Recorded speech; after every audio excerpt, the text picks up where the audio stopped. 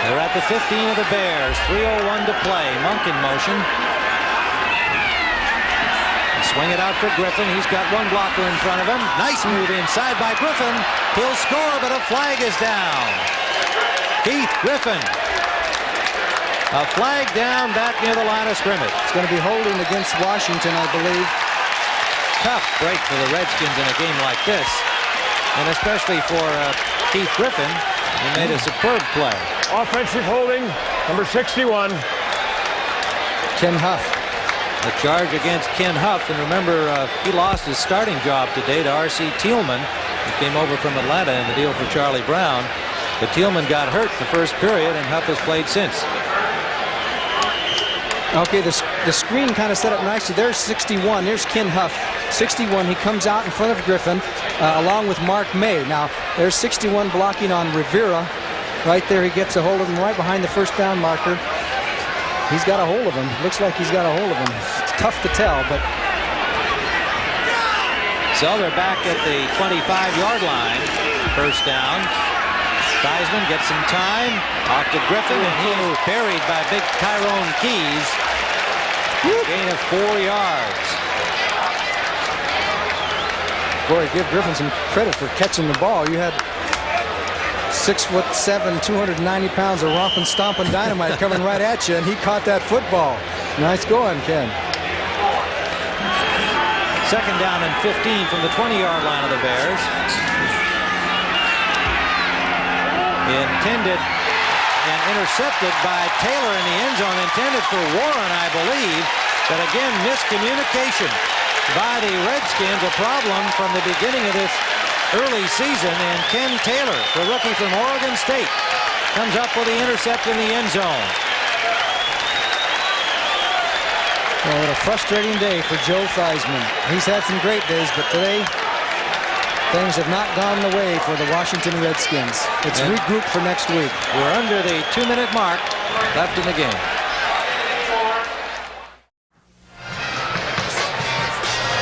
Tim Ryan with Johnny Morris back at Soldier Field. A disconsolate Joe Theismann on the Washington bench, and 9 interceptions so far, 2 of them today. 21 of 39, 209 yards.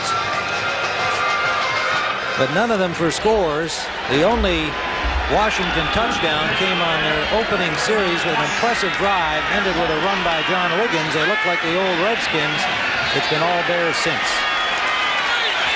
Mike Tomczak is now the quarterback for the Bears. They're down to number 3, giving the young Ohio State star some work. And Thomas Sanders, the rookie from Texas A&M, is the ball carrier, number 20, picking up about 4 yards. Tomczak signed as a free agent, a local boy here in the Chicago area from Calumet City, Illinois. Second leading passer in Ohio State history, and really a surprise to make this Chicago team, and not too many teams keeping 3 quarterbacks. So I guess that speaks as to how Mike Ditka feels about Tomczak. 6'1", 195-pounder. Second down and 6. Thomas in motion. This is Sanders again. A big hole for Sanders. And Sanders over midfield into the 47-yard line before Kaufman stopped him for the Skins. A 28-yard run by the rookie Sanders. It looked good in preseason for Chicago. This is the young man that the Bears feel could be the heir apparent for Walter Payton when he decides to retire. A nice little draw play, great fake by Tomczak, and Sanders just goes down the field and shows some little niftiness with those quick feet. Almost stumbled there, but he can run. He can run the football. His problem has been that he has been a fumbler. He has had a tendency to fumble so far in his young career. Vernon Dean left limping for the Redskins. And meanwhile, the Bears have brought in Tom Andrews for Mark Bortz, who seemed to be favoring his hand when he came off. Sanders picks up about 3 yards to the 45-yard line. Tom Beasley, number 67 in the game, made the stop, and we have 15 seconds, and winding down, that's going to be it. The Bears will not bother with the final play, and they have moved to 4-0, and Joe Gibbs goes back to Washington knowing what awaits the Redskins there, as they are off to a most disappointing 1-3 start. So the Chicago Bears moved to 4-0. They were impressive, to say the least. The final score at Soldier Field. The